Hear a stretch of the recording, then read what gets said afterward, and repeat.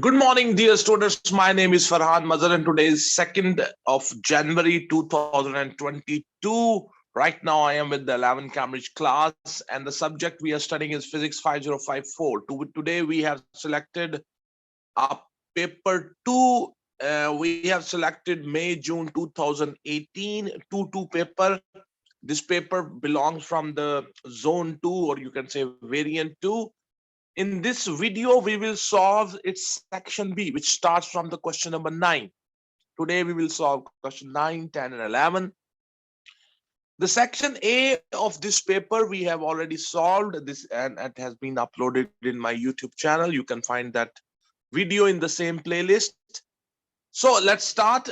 Today, we will solve the section B of this paper, and the section B starts from the question number 9. Okay. So here we go. So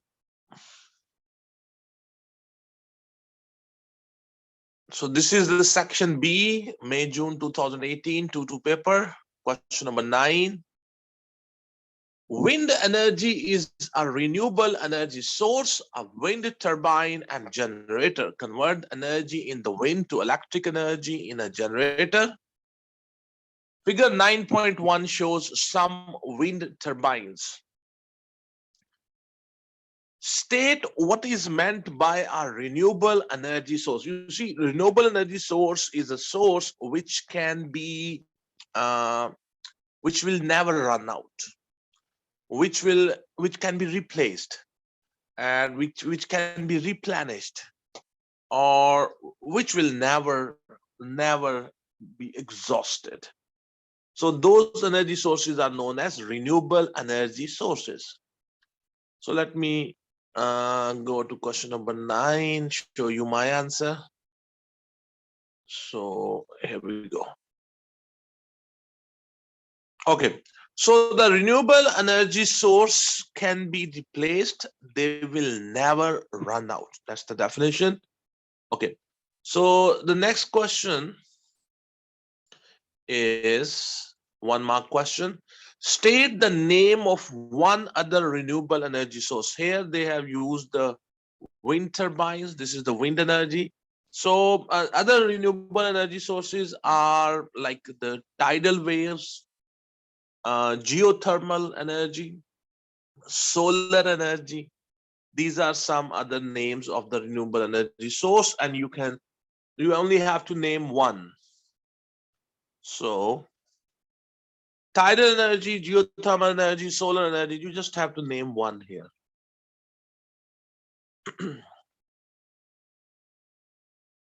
Okay. Some methods of generating electricity cause much more global warming than the wind energy. State one method of generating electricity that causes a large amount of global warming. For example, coal-fired power stations, where you burn coal and then you produce electricity. And they produce a lot of gases which produce global warming. So you can write coal-fired power station. The second part is describe in outline how the method you have chosen cause a significant amount of global warming. You see, when you burn coal, the carbon dioxide is produced, carbon monoxide is produced, sulfur dioxide is produced, and they produce 2 kinds of problem. One problem is that they cause acid rain. The other problem is that the carbon dioxide is when it covers, and when it makes a cover in the atmosphere, it produces the greenhouse effect. The greenhouse effect do not let the earth cool down, so it increases the global warming. So let me show you. It's a 1-mark question, a very easy thing. Okay, so coal-fired power station, that's the name of that method. Combustion of the coal produces sulfur trioxide, carbon dioxide, sulfur dioxide, you can also write here, carbon dioxide, carbon monoxide, which causes acid rain, and they create greenhouse effect. Carbon dioxide and carbon monoxide, they actually produce, they create that greenhouse effect. In the greenhouse effect, the heat can reach the earth, but it cannot be emitted back into the atmosphere. So the temperature of the earth starts rising. So that's called the greenhouse effect. Okay. So then we have, during a 30-minute period, a mass of 4.2 x per 7 kg of air enters the turbine with the speed of 15 meter per second. Calculate the kinetic energy of the air that enters the turbine in 30 minutes. Okay, so here we know the mass of the air which is entering, and we know the speed of the air. So the question is calculate the kinetic energy. You know, the formula for the kinetic energy is 1/2 mv square. We know the mass, which should be in kgs. It is in kgs, and we know the speed. So 1/2 mv square. Okay, so we know the speed and mass, so we can calculate the kinetic energy. Let me show you that numerical. Okay, so kinetic energy is equals to 1/2 mv square. So 1/2 into 4.2 x per 7 into 15 square equals to, and your calculator will tell you 4.725 x per 9 joules. 4.725 x per 9 joules. So this much is the kinetic energy. Okay. Now,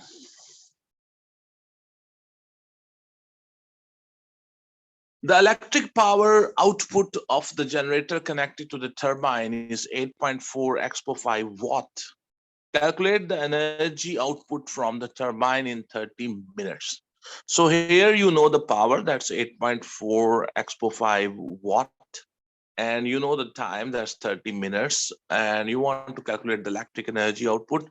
The electric energy will be, you know, the power is equals to the energy divided by time. So the energy is equals to power multiplied time. The power we take in watts, the time should be in seconds, but the time given is in 30 minutes. So we will convert that time into seconds. And for that, because in 1 minute, there are 60 seconds. So 30 will be multiplied with the 60 and you get the time in seconds. Just multiply the power with the time, you get the energy. Okay, so let's see. So power is equals to energy divided by time. Energy is equals to power multiply time. So 8.4 into 10 raised power 5 multiply 30 multiply 60, because we converted the time into seconds. That's why I'm multiplying it with the 60.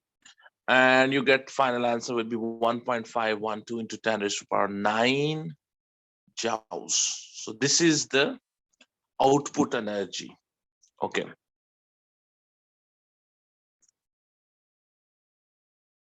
Then they ask you to find or calculate the efficiency of the turbine and generator in converting the kinetic energy of the air to the electric energy. You know the efficiency, its formula is useful output energy divided by the total input energy multiply 100. The output energy is this electric energy and the input energy is the kinetic energy, and you multiply, just put these values into the formula and you will be able to calculate it. Okay, so just let me show you. Okay, so the question number 9b, third part, efficiency is useful output energy divided by the total input energy. So it will be 1.512 x per 9 divided by 4.725 x per 9 multiply 100, you get 32%. So the efficiency of this system is 32%. Hopefully you understand. Okay. Now, the generator contains a coil that rotates between the poles of a magnet. The coil rotates 50 times in 1 second and produces an alternating voltage output with a maximum value of 500 volt. On the grid in the figure 9.2, sketch a voltage time graph showing the output voltage. Okay, so here he says that the the coil rotates 50 times in 1 second. So that is the frequency of the rotation. So I can find out the time period for the EMF induced, and its frequency will be 50 hertz, 50 times in 1 second, 50 hertz. And I can find the time period, and the time period is equals to 1 by f, the reciprocal of the frequency. So let me show you. But before going to there, let me see one thing. So on the grid in the figure 9.2, sketch a voltage time graph showing the output voltage. Okay, so that's the basic question actually. Okay, now you know that the frequency, the frequency is given as 50 hertz. So the time period of this wave will be 1 by f, that 1 by 50, and that will be 0.02. So it means that an alternating current will be produced, whose time period will be 0.02. So it means in 0.02 seconds, a complete wave will be shown on this graph. So this is 0.02, and this again 0.02, further 0.02. So in this, you have to complete one wave. Okay, so you can see at 0.01, the half wave will be shown. So, and because the voltage is 500, the voltage is 500. So this wave's amplitude will be 500. Okay, so and if you start from 0 up to 0.02 seconds, the wave has to be completed. So this will be the half of the time period. So it should go up and down 500, and then should be back. Okay, go up and go down and be back. So this is the wave. Okay, so first of all, from the frequency, I calculated what is the time period, and I know the voltage, that's 500. So the amplitude of this wave will be 500. And this is how I have drawn this graph. Hopefully you understand. Okay, so let's go to the next part. The output voltage from the generator is stepped up by a transformer. The electric energy then passes along a transmission line to a distant house. Explain why a high voltage is used for the transmission of electric energy. Wherever the electricity is produced, first of all, we use a step-up transformer, and we increase the voltage, and then we transmit the electric energy in the transmission lines. The reason is, when you use a step-up transformer and you increase the voltage, you step up the voltage, the current decreases, and the power loss in the transmission line, because when the current flows through the transmission lines, it is converted into heat, and that power loss is given by the formula P is equals to I square R. And we cannot change the resistance of the transmission lines. It's very costly, but the power loss depends upon the current. So by using the step-up transformer, by increasing the voltage, we decreases the current, and because the power loss in the transmission line is P equals to I square R, when the value of the I decreases, the power loss in the transmission lines also decreases. It's a 2-mark question. Let me show you my answer. Okay. So when voltage is stepped up by a step-up transformer, current decreases. This helps to reduce power loss in transmission lines. Power loss P equals to I square R. When the current decreases, the power loss also decreases.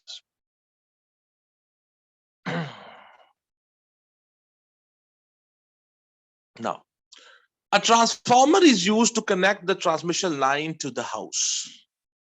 So when the transmission lines comes near the consumer or to the house, there we use a step-down transformer and we reduce the voltage. For example, in the transmission lines, maybe the voltage will be, let's say, 4,000 volt. But when you give the electricity to the consumer, you reduce its voltage by using a step-down transformer you reduce the voltage to, let's say, 220 volt. In Pakistan, we use 220 volt. So why we do this? Because 4000 volt will be very dangerous. For 220 volt is safe, and it is safe to be used in the home. And so by using a step down transformer, we reduces the voltage. Let me show you my answer for this part. Okay. A step down transformer is used to decrease the voltage before supplying current to the household. And the reason is because it is safer to use a lower voltage like 220 volt. If you use 4000 volt or 12,000 volt, it's very, very dangerous. Okay. So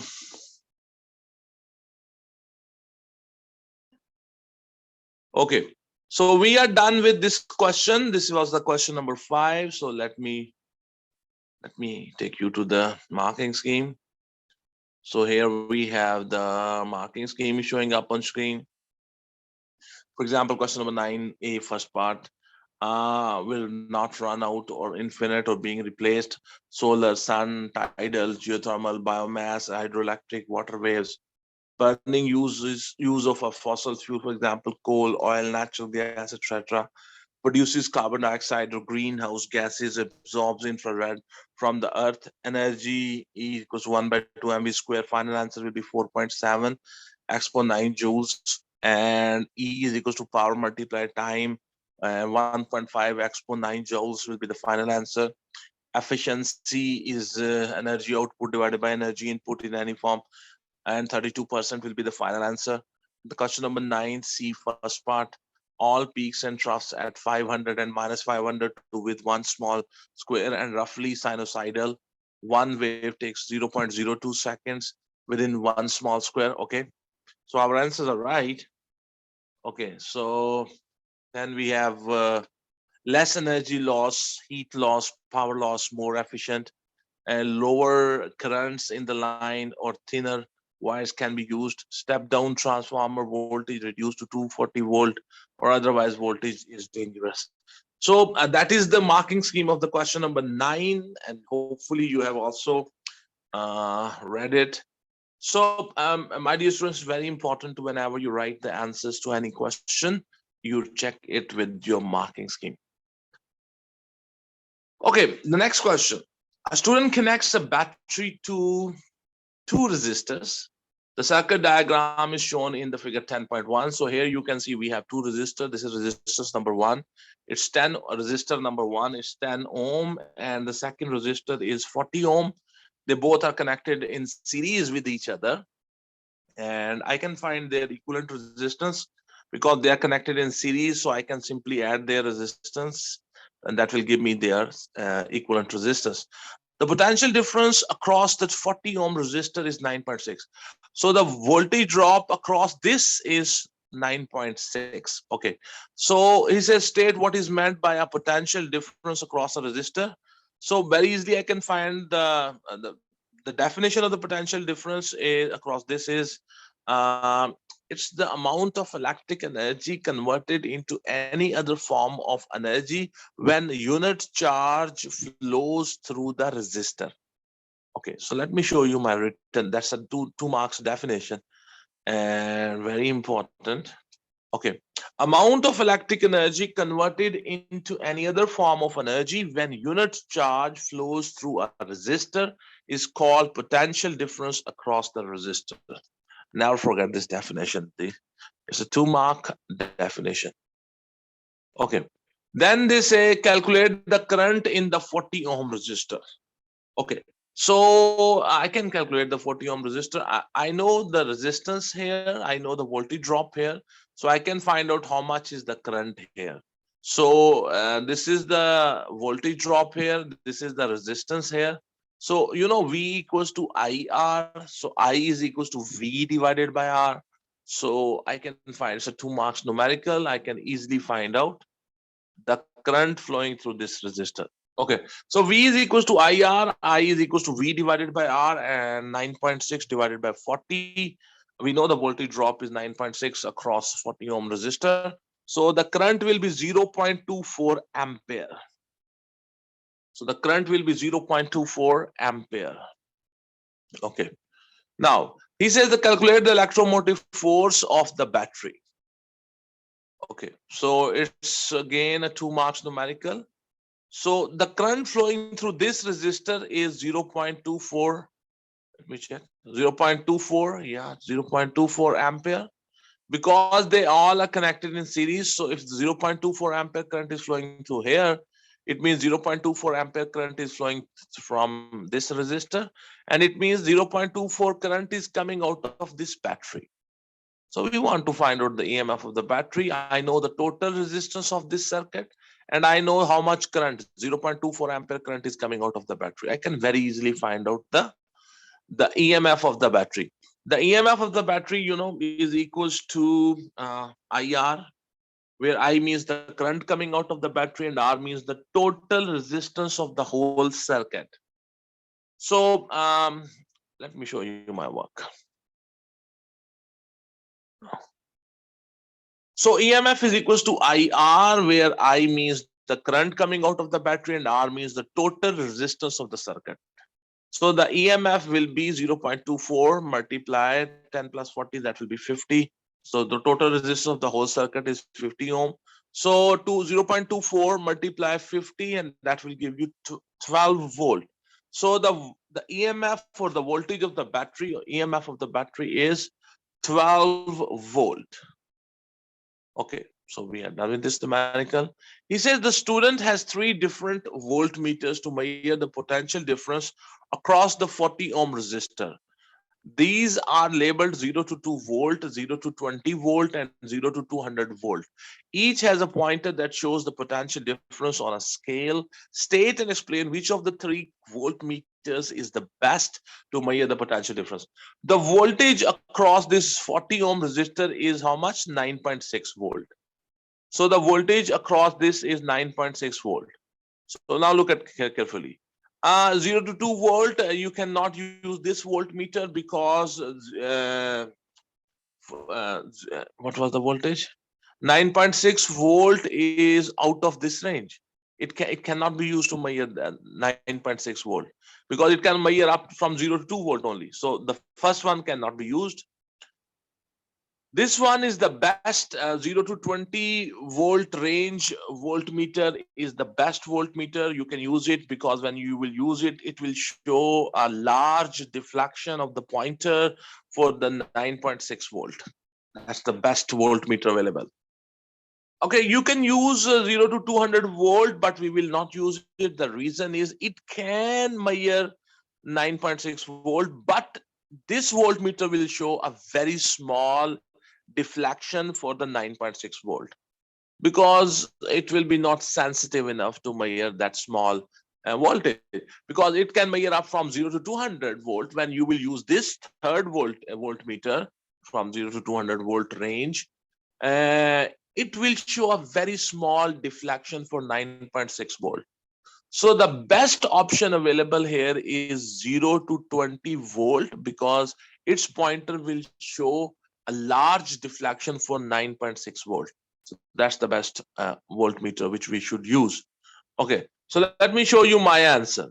I hope you understand my description, but let me show you my answer. 0 to 20 volt range voltmeter will be the best to use measure 9.6 volt. 0 to 2 volt range voltmeter cannot be used to measure 9.6 volt because this 9.6 thing is out of its range. 0 to 200 volt range voltmeter will show a very small deflection when used to measure 9.6 volt. So hopefully you understand. It's here you have to in this part you have to decide that how you decided that which voltmeter is the best to be used here. Calculate the power P produced in 10 ohm resistor.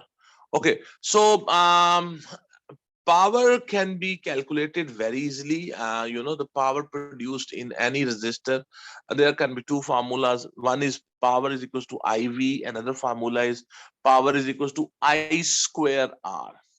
So if I know the current flowing through the resistor and I know the resistance of the resistor, I can calculate easily the power produced in the resistor. So let me use the formula P equals to I square R. And we already know that the current flowing through the circuit is 0.24 ampere. And because all the things are connected in series, so through all of them, the amount of current is same.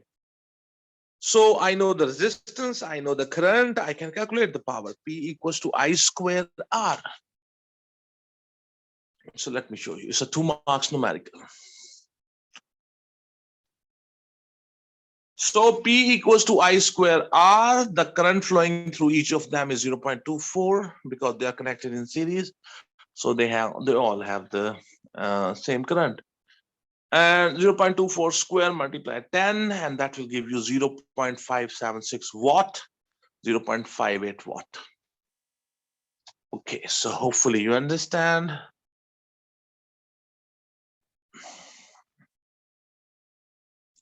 The student has available two 10 ohm resistors with the power rating of 1/2P and 2P, whose powers are half of the power which we just calculated, and some resistors which are also 10 ohm resistor, but their power is double, 2P.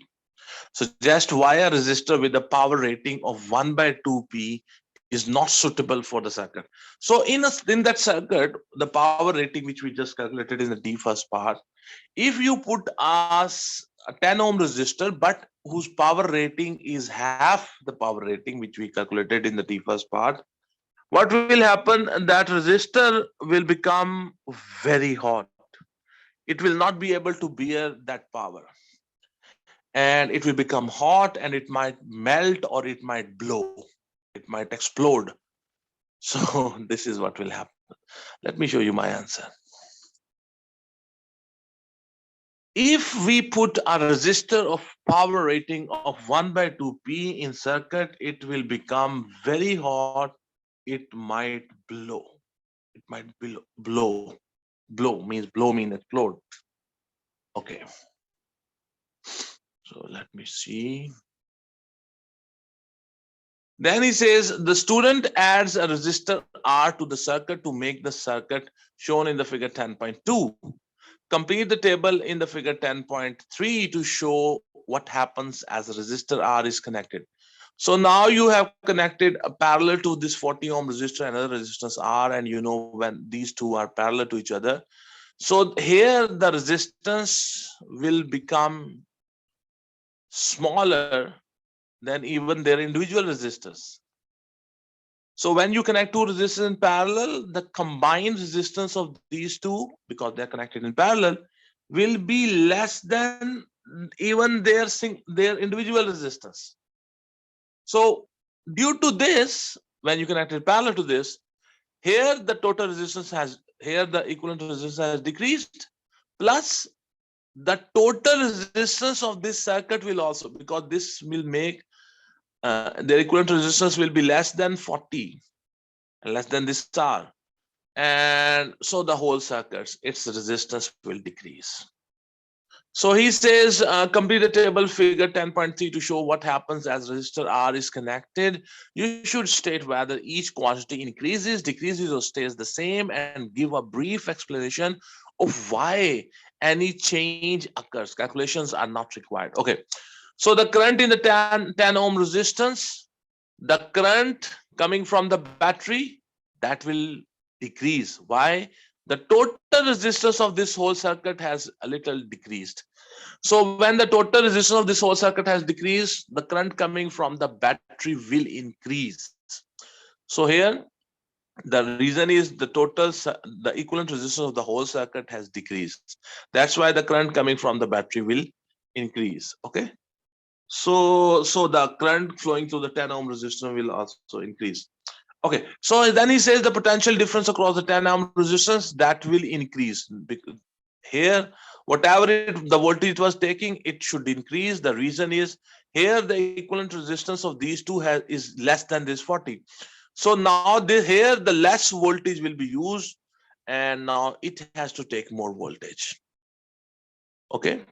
Then he says potential difference across the 40 ohm resistor. Here the 40, it will decrease, and the reason is because these two resistors, they are connected in parallel to each other, and when you connect two resistors parallel to each other, their equivalent resistance decreases. So on them the potential difference, potential drop will also decrease because their resistance, equivalent resistance, has decreased. Okay, so we have to complete this table, and that's the last part of this question. So let me show you my answer. Okay, so you can see the current in the 10 ohm resistor that will increase. The reason is the resistance of the whole circuit has decreased. So the current coming from the battery will increase. The second thing is the potential difference across 10 ohm resistor that's supposed to increase. The reason is the resistance of the whole circuit has decreased. Current flowing through the 10 ohm resistor has increased, and you know V is equals to IR. So V across the 10 ohm resistor has increased because the current has increased. V equals to IR. So the current through the 10 ohm resistor has increased. The resistance still is 10 ohm, but the current has increased. That's why the V value will increase. The third one is the potential difference across the 40 ohm resistor that will definitely decrease. When we put a resistor parallel to a 40 ohm resistor, the equivalent resistance of both decreases. So when that both decreases, I wrote the wrong spellings. I think here there's some mistake of spelling. Decreases. So their equivalent resistance is less. So on them, the potential drop is also decreases. So hopefully you understand.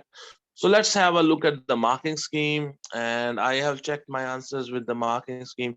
You can do a good thing that you can stop the video, and or you can pause the video, I mean, and take your time to read this marking scheme very carefully. It is very, very, very important to check your answers and compare them with the marking scheme.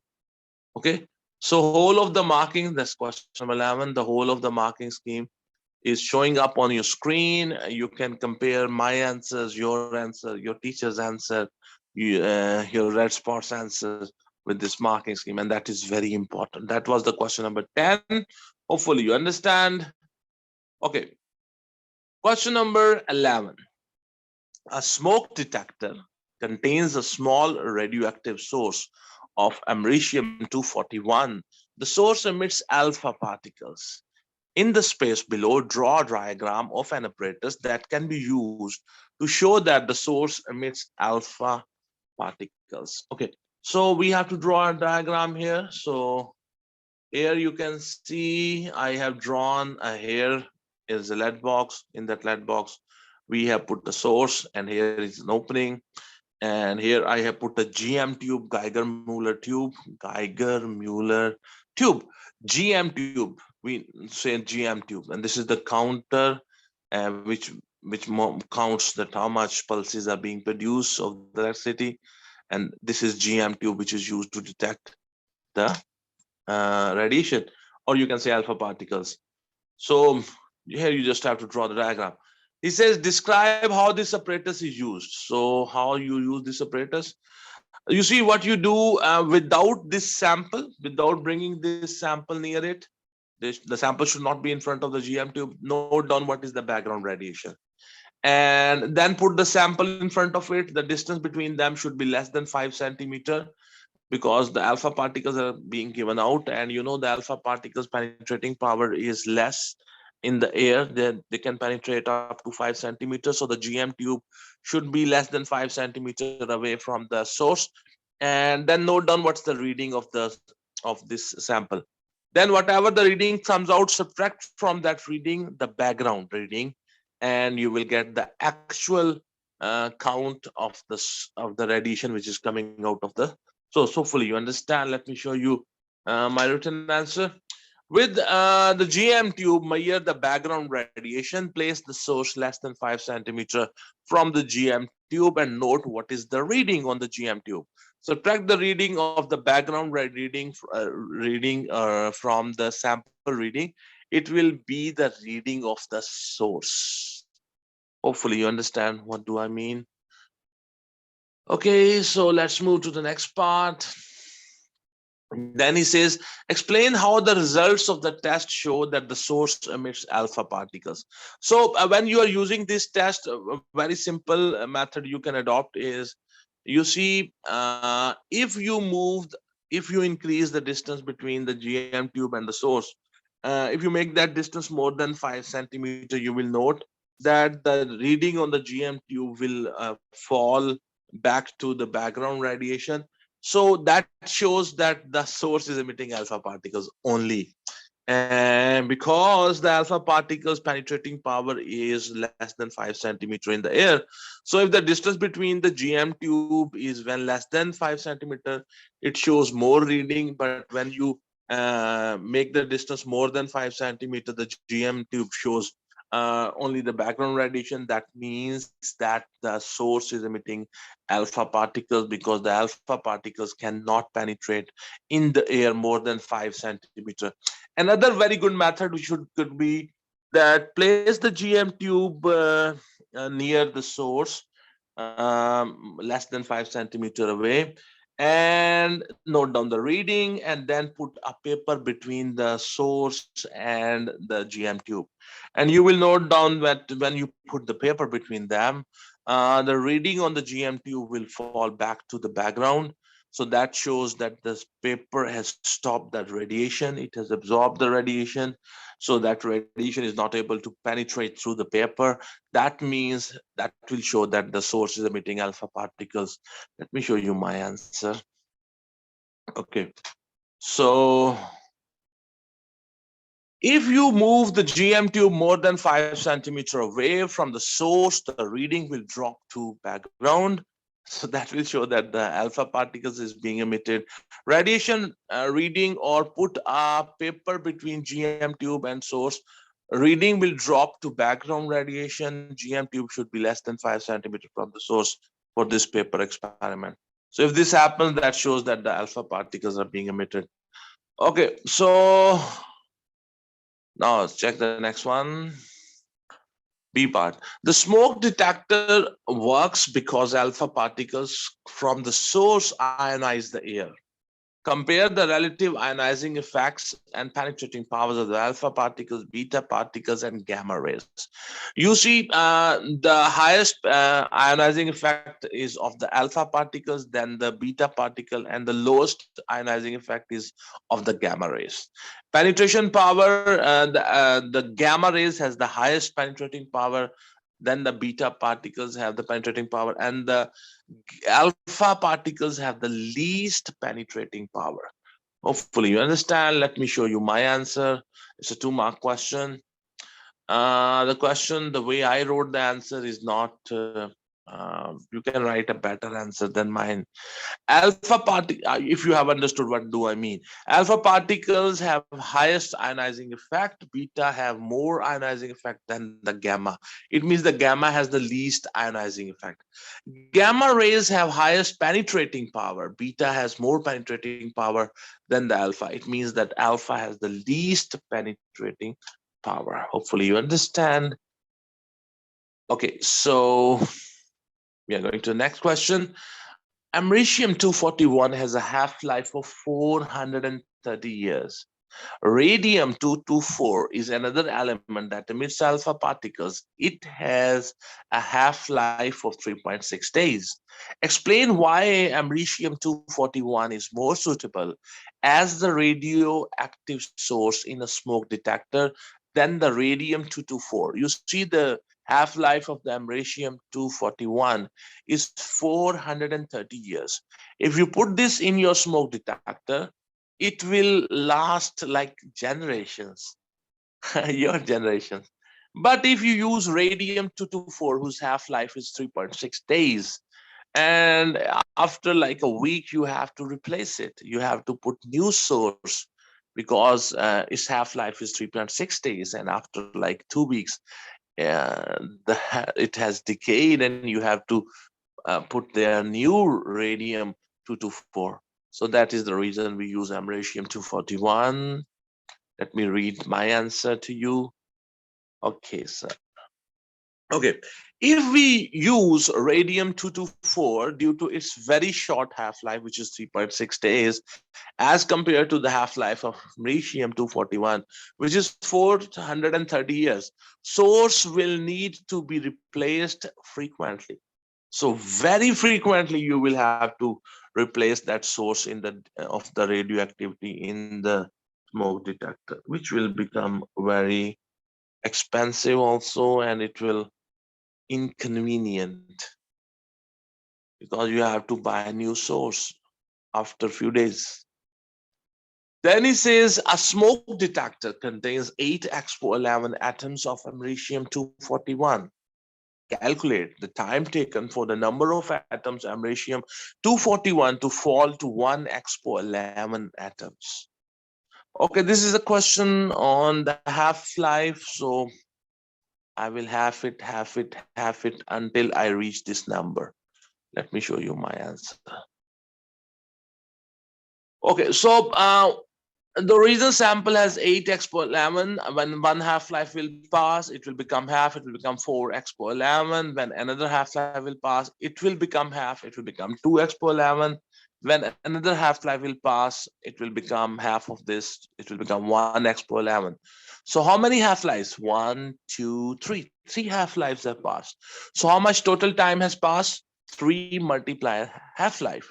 So 3 into 430 years. So it will be 1290 years. So the total time taken will be 1290 years. After every half-life, the original sample becomes half. Half of it has decayed. Hopefully you understand this numerical. When uh, when used correctly, the radioactive source in the smoke detector is less harmful than the background radiation. State one harmful effect of the background radiation. When the background radiation is higher and you are exposed to it, you see the radiation can cause cancer. That's a very big harm. It can cause cancer. Then the second part is a radioactive source is picked up using a long handled tool. Explain why this is safer than using a short handled tool. The reason is when you use a long handled tool, the distance between the source of radiation and you or the body becomes larger, and because it's emitting alpha particles, the larger the distance between the source and the body, uh, the alpha particles will not be able to reach the person and he will be more safe. Okay, so let me read my answer. There we go. Radiation can cause cancer. It increases the distance between source and the body, which reduces the radiation reaching the body. So, my dear students, okay, so we are done with this paper today. We have done the section B of this paper. Today, I was working on the May June 2018 Physics 505422 paper. Today, we have done the section B of this paper.